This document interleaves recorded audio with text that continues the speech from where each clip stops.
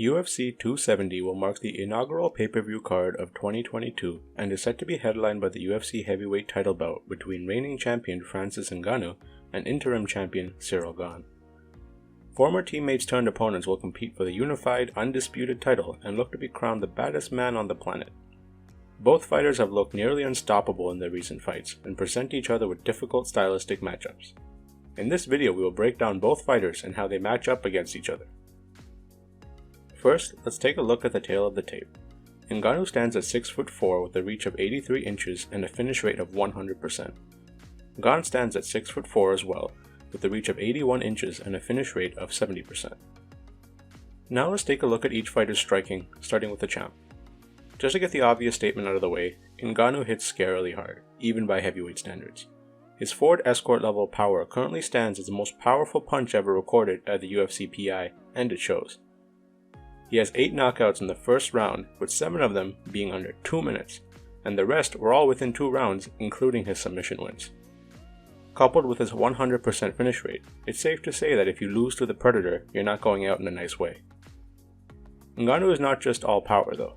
There is a method to the madness that makes him much more efficient, which has become more apparent after his second match with Stipe Miocic. Ngannou is a careful counterpuncher, which is how most of his knockouts occur. The most common way it happens is when his opponents overcommit to an overhand or a hook, which takes him off balance, allowing Francis to counter with a well-timed uppercut. Ngannou sports a significant strikes landed per minute of 2.54, with a striking accuracy of 41%, and a significant strikes absorbed per minute of 2.04, with a striking defense of 45%. He is also tied for the second most knockouts in heavyweight history at 10. For someone who hits as hard as he does, Ngannou is usually patient and bides his time, likely due to both looking for the counter shot and conserving energy.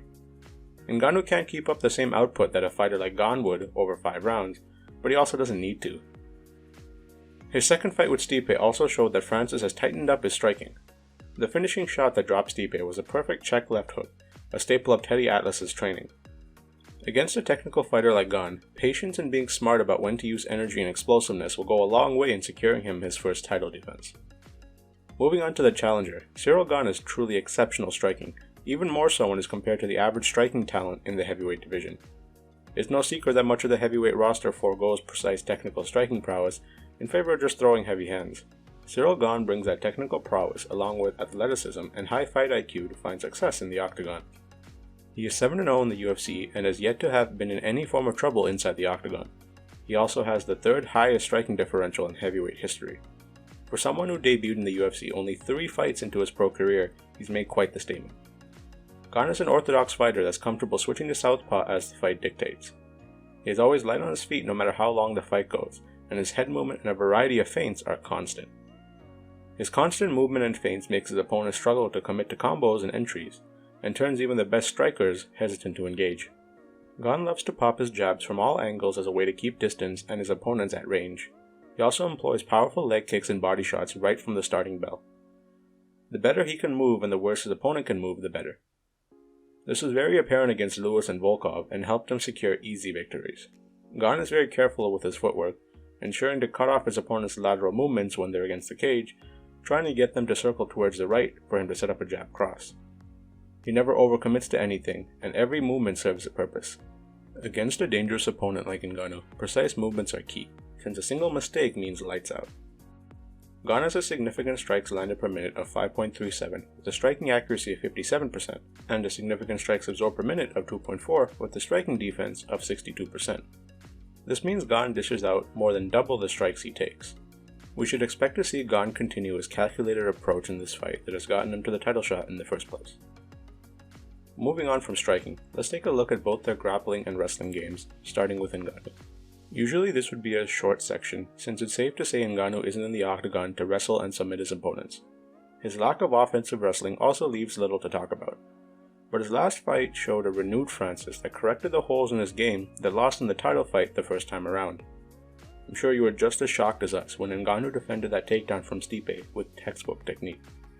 Stipe got in deep on a single leg and got Ngannou to the fence. When Ngannou got his leg to the outside, got Stipe's head low, circled out, sprawled, and then swiftly circled to his back.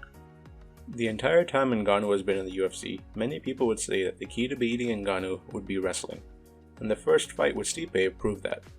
But another knockout of Blades and a win over Stipe calls that claim into question.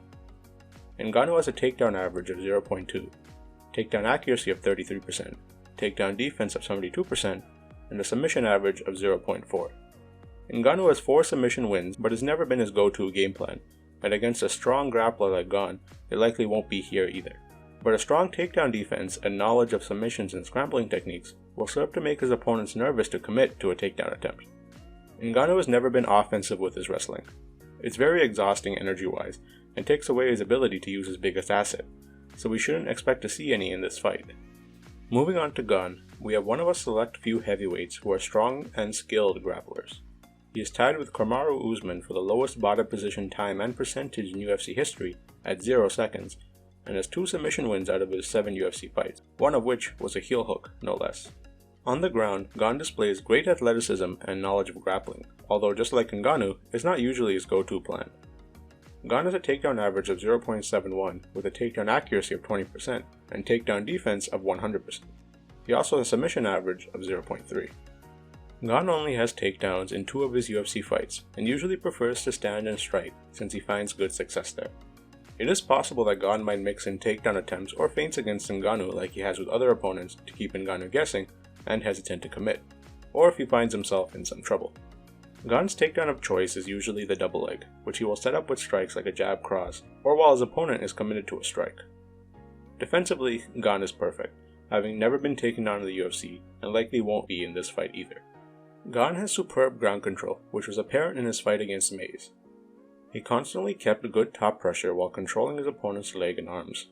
At the end of the fight, the top pressure kept Mays' guard open, allowing Gane to trap his leg and fall back into a classic Ashigarami position and secure the heel hook. Heel hooks are rare as it is, and a heel hook from this position is even more rare. We may also see Gane use the clinch against Ngannou quite a bit as a technique to wear down his cardio and land some punches and elbows in the pocket.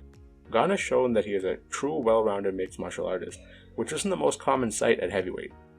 Now, how do these heavyweights match up against each other? These former teammates pose unique threats to each other. Gane has seen powerful punchers in Rosenstrike and Lewis, but Ngannou comes in with stronger technical prowess and experience with Gane.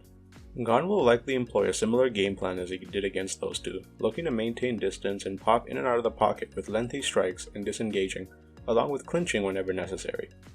The longer the fight goes, the more it favors Gane with his endless cardio, so it will serve Ngannou to try and get the fight over quickly. Ngannou has never had a win past the second round, so Gane should look to bide his time since he has 5 rounds to work.